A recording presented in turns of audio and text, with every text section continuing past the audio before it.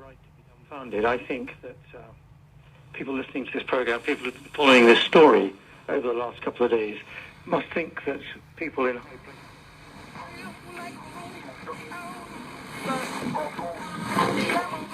If you feel like good relations are between Angela Merkel and David Cameron. Look, he's vetoed a treaty, he's promised an in-out referendum, he's cut the European budget.